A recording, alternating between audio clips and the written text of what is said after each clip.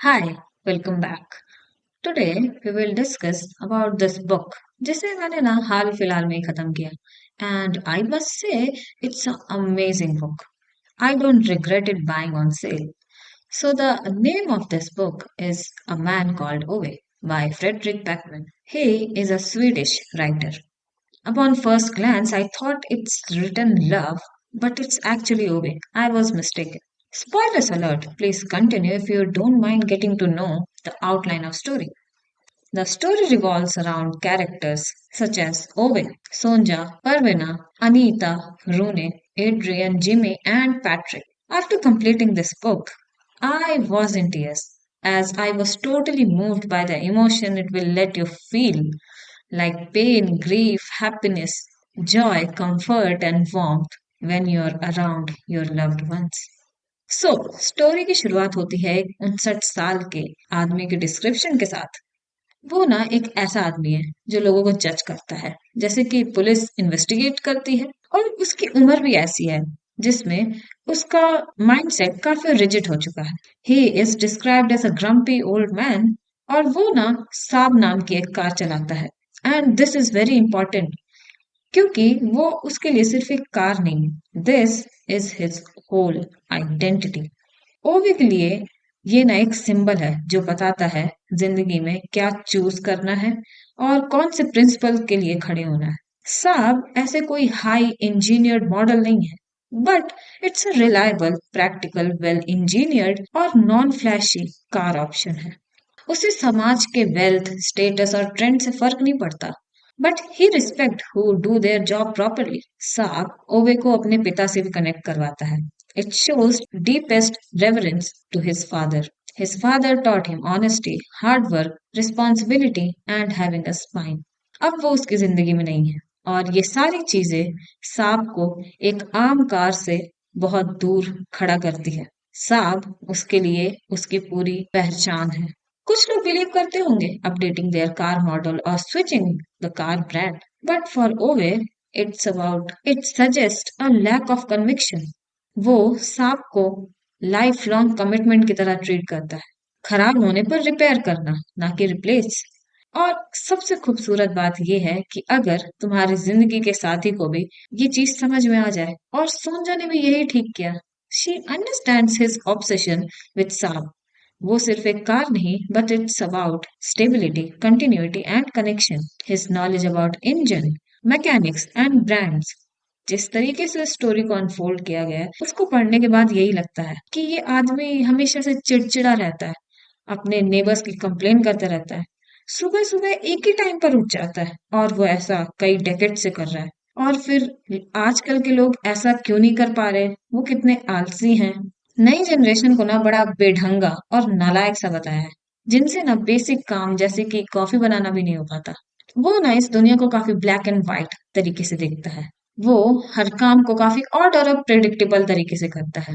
If it's not predictable, then it's meaningless. पर जब वो सोंजा से मिला, मानो ओवे में काफी चेंजेस आए, और वो कंप्लीटली बदलते नहीं, बट उसके नजरिए को और एक्सपैंड करते हैं। अब उसका नजरिया सिर्फ ब्लैक एंड व्हाइट नहीं, पर उसके बीच का स्पेस जो कि ग्रे है, वो उसको भी समझने लगा। It's one of the beautiful part of this book how gradually Ove falls in love with Sonja upon reading such thing. When modern love is all about red flags, performative acts, toxicity, attention, cheating, situationship, broken promises, and God knows what, their love story feels like a right fit and a fresh breath of air.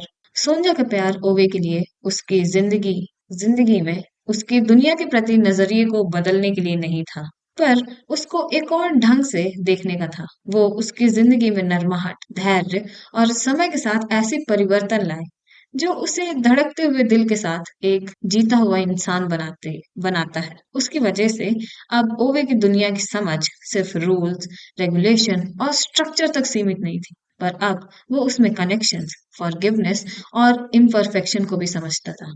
उनका प्यार temporary या casual नहीं था, पर वो loyalty, responsibility, sacrifice और purposeful था। ओवे और सोंजा का प्यार कुछ पल, कुछ शब्द, दौलत और काया पर निर्भर नहीं था, पर वो एक दूसरे को पहचानने का, खुद से अलग होने के बाद भी स्वीकार करने का और इस रिश्ते को निभाने का था।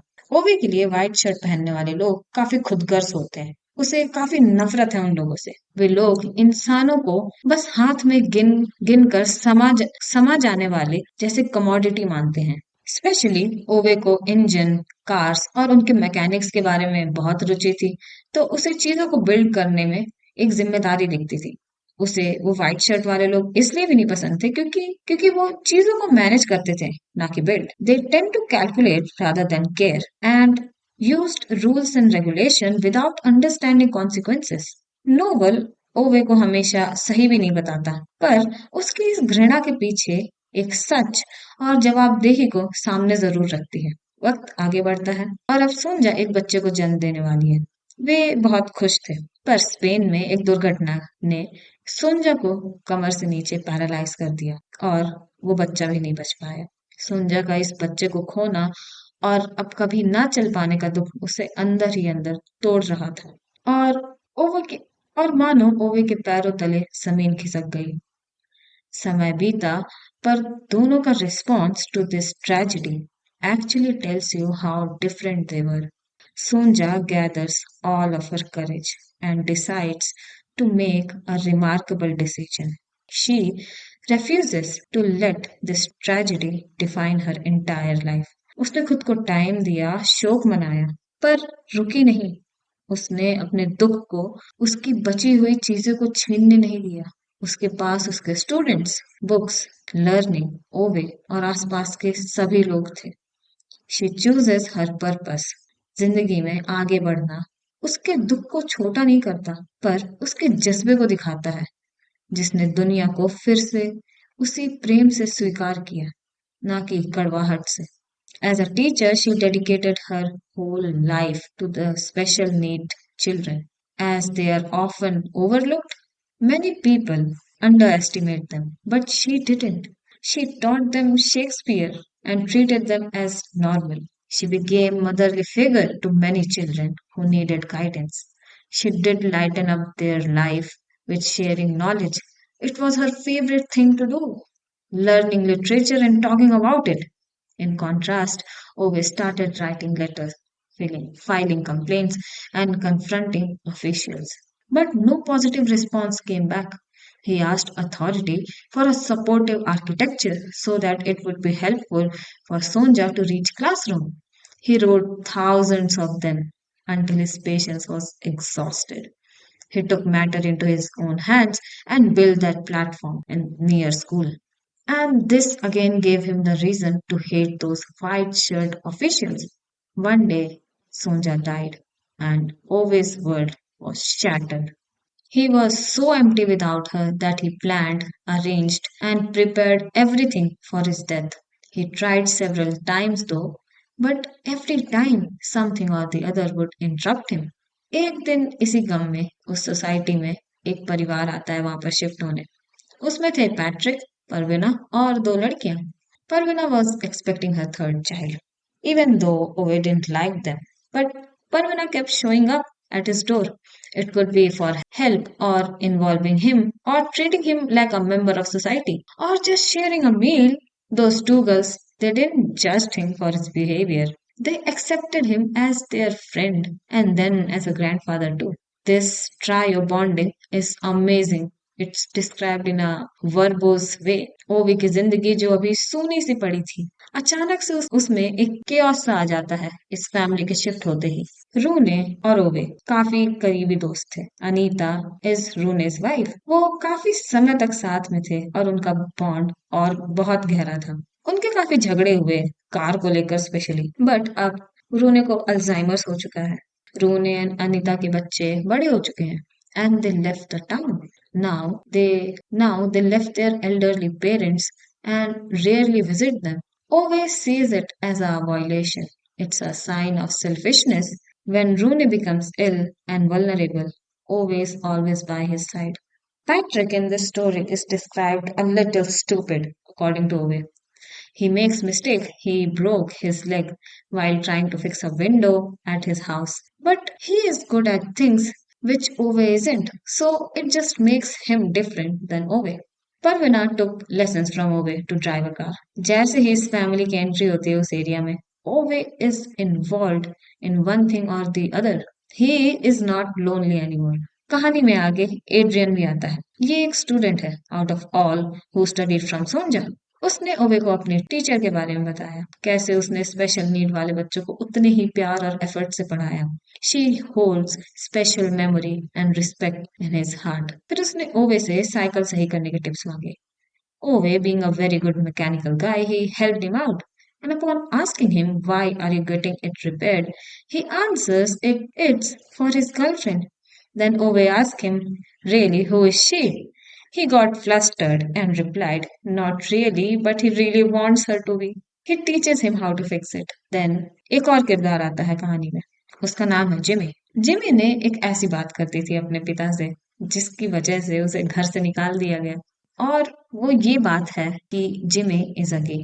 और मुझे लग रहा था Ove will react something judgmental because of the generational gap, but he was pretty cool about it. Ove and those two girls, their bond was getting stronger and stronger. इन सबके बीच में एक बिल्ला भी आता है, मे बी वो बिल्ली हो सकती है। And Ove didn't like it, but still उसने अपने घर में उस बिल्ली को जगह दी क्योंकि सोनजा को एज अ पेट कैट बहुत पसंद थी। परवीना ने ओवे को इनवाइट किया अपने एल्डेस्ट डॉटर की बर्थडे में। Now their relationship was so strong that the girls will call him grandfather, and he gracefully accepted that. They really reignited the softer side of Ove. He's no more just a grumpy old man, but he's happily involved in our community. She taught him how to draw emojis in messages. Both sisters also learned a lot from him. It's like they filled the void they never knew existed before they became friends. और बहुत कुछ होता है बीच में story के। Then one day अचानक से ओबे के घर का दरवाजा कई दिनों से बंद था। No one was answering anything upon knocking, and yes, दरवाजा खुलने के बाद पता चलता है दैट ही डाइड। फिर क्या था, मातम छा गया पूरे मोहल्ले में। Parveena was devastated. उसे एक लेटर मिलता है वेयर ही डाइड, एंड उसमें ओवे की वसीयत लिखी हुई थी। He literally distributed everything back to community, and in the end he requested that on his funeral keep it low key as he didn't want a crowd, with an emoji which he learned while Patrick jokes about the number of people came in his funeral. The story ended with same couple as Ove shifting to Parvina's neighbor. So, final thoughts on Ove. What a man he was. When you'll read it, you will get an idea that he is tall, strong, with muscular physique. And I think he is feminist, he is progressive, he respects character and judges people on honesty, competency, loyalty, and responsibility. After getting in relationship with Sonja, उनकी दुनिया छोटी नहीं हुई बल्कि और बड़ी हो गई। They both continued to grow in their career. Sonja ने complete की अपनी degree and she was preparing to become teacher. Then she helped him to switch job from cleaner to engineer. Upon seeing his potential, she guided him to take courses and work for it. He eventually became that too. उसने first date में सोनिया से झूठ भी कहा था अपने profession के बारे में, और वो वहां से जाने ही वाला था, पर सोनिया ने उसे थाम कर वहीं बैठा लिया। And this is how their love story started. Okay, this is the end. अभी हो गया, I know it's a lot, और मैं बहक गई थी थोड़ा सा, but if you have a chance please read this book because it's so so amazing. बीच में बहुत सारी चीजें हुई जिसे मैंने डिस्क्राइब नहीं किया, but this, as a debut novel, is very thoughtful and inspiring. If you have read this book, tell me your experience in comment section. And अगर तुम्हें recommendation चाहिए, give it a chance. It's really, really worth it. Until then, bye bye. I'll meet you in next one. Bye.